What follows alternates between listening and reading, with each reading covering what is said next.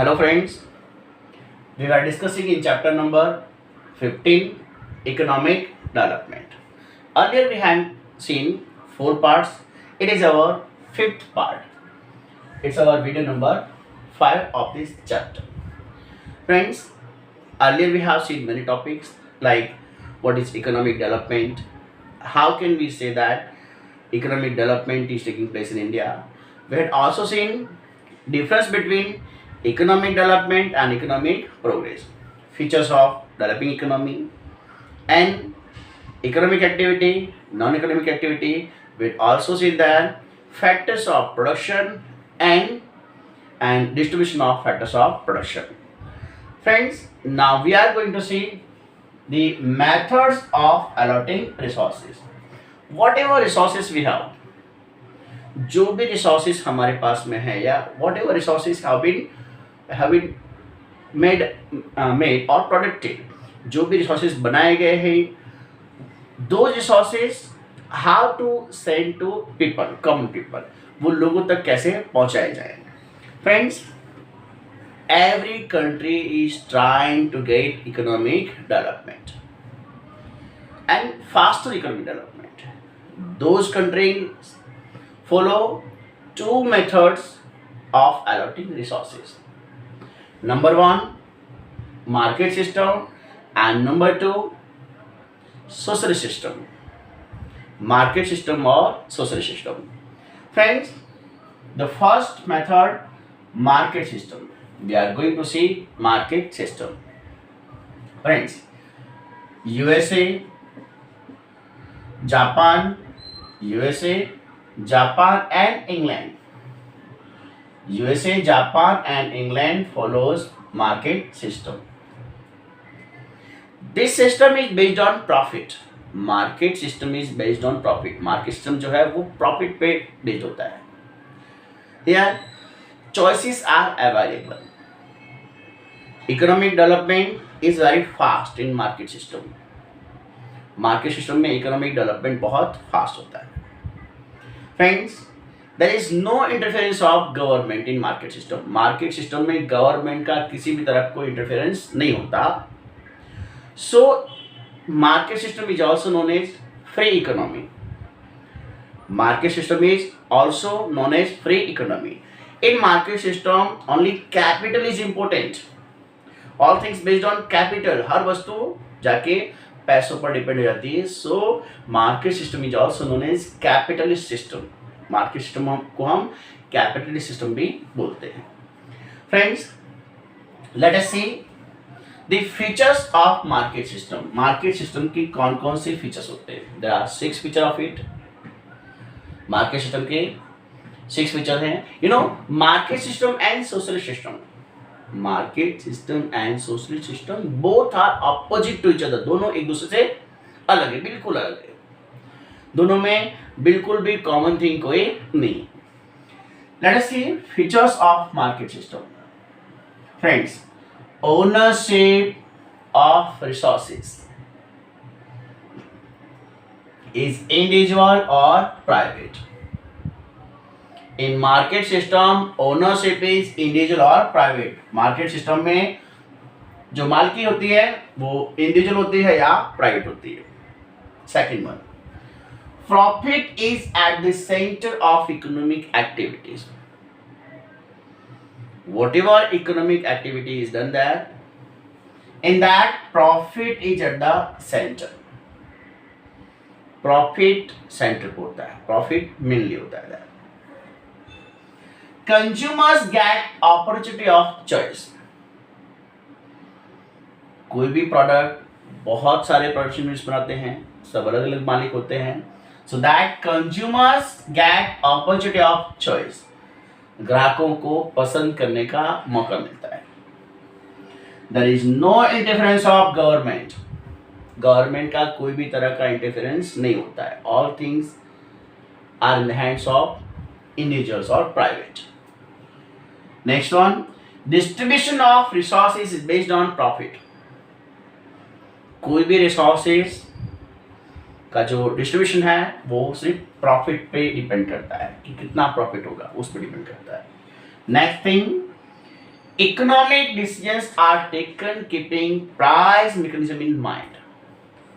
जो भी economic decisions होते हैं, आर्थिक निर्णय जो भी हैं, those are taken keeping price mechanism in mind. वो मूल्य तंत्र को, भाव तंत्र को ख्याल में रख के किया जाता है. एक बार फिर से देखते हैं. Features of market system. Ownership is individual और private. Second one, profit is at the center of economic activities. Consumers get opportunity of choice. No government interferes there.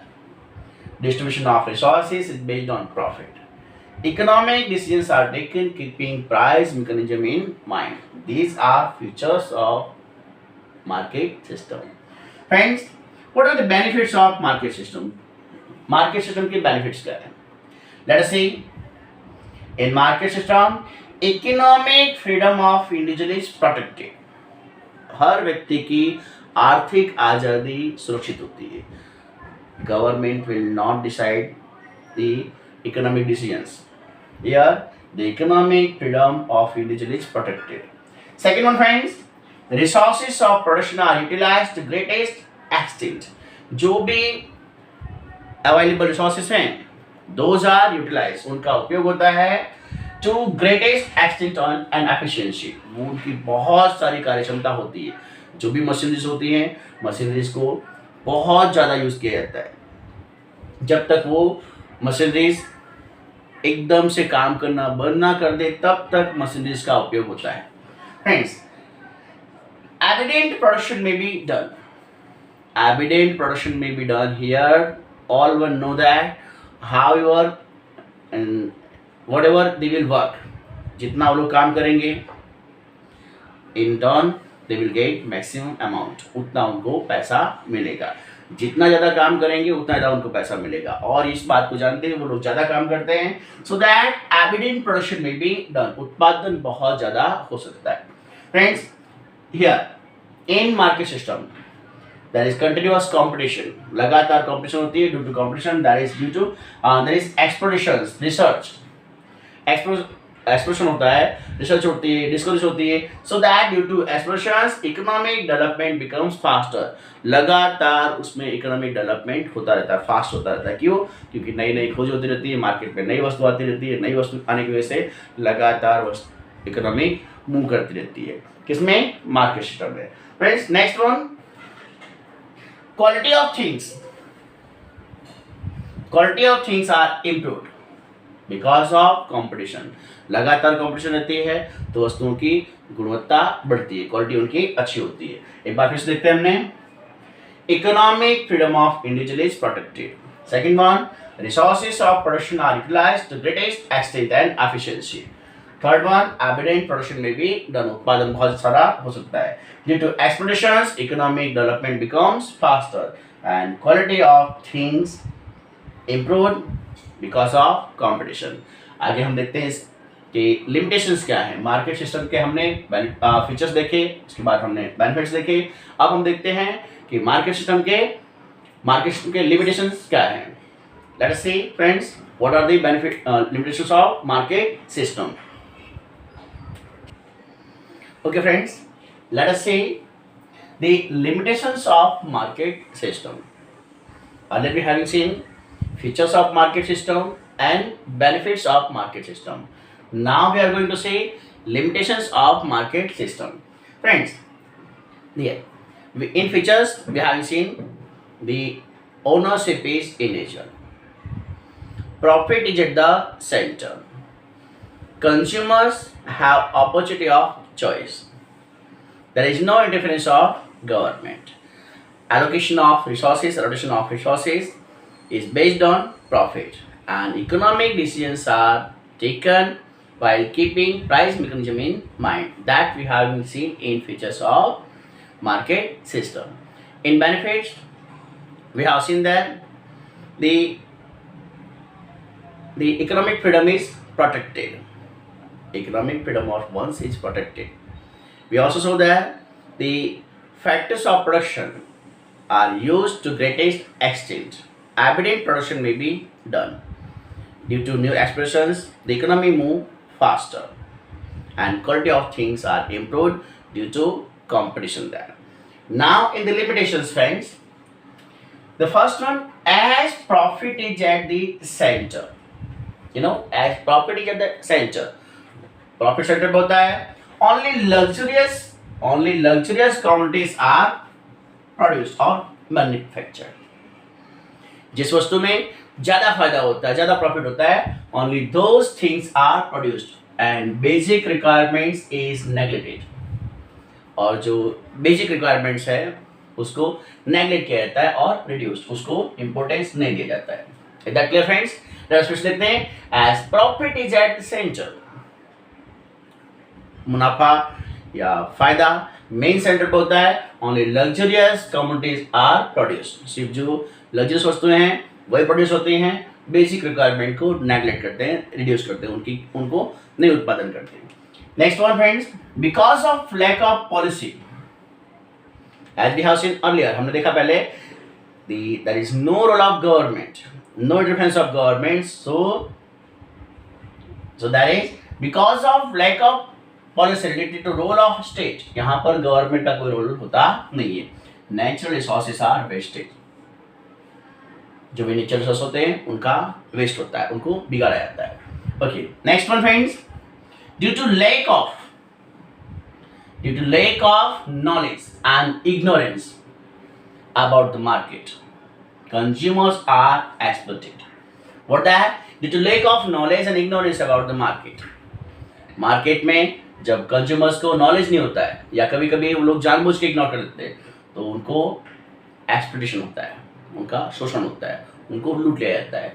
आगे बात करते हैं friends, due to centralisation of income, there is increase in disparity of income. Due to centralisation of income, जो भी market system में जो भी पैसे होते हैं वो सारे पैसे उसके ओनर के पास जाते हैं, और बाद में जब वो पैसे बांटने के होते हैं तो ओनर सभी के साथ में अन्याय करता है, सबको ज़्यादा पैसे नहीं देता है और उसके पास में एक बड़ा हिस्सा जाता है. तो क्या होता है? That is disparity of income. जो भी इनकम होती है उसमें असमानता खड़ी होती है. Okay, next friends, that is fear of monopoly. This monopoly मतलब मार्केट में कब्जा कर लेना. मार्केट में सिर्फ एक कंपनी का नाम होगा. Like here I would give you example. मैं आपको एक एग्जांपल बताता हूँ. जब भी जियो कंपनी आई थी, फोन जियो मार्केट में आया था, तो जियो ने सब कुछ क्या किया, फ्री में देना चालू किया.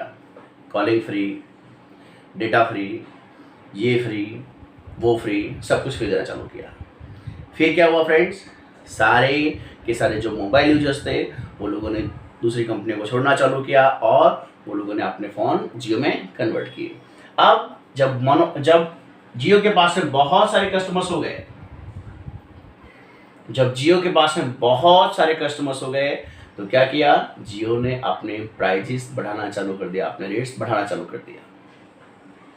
अब कंज्यूमर्स के पास कोई दूसरा रास्ता नहीं है. जो छोटी कंपनियां थी मोबाइल, वो सब हट गई, कॉम्पिटिशन कंपनियां छोटी सब हट गई.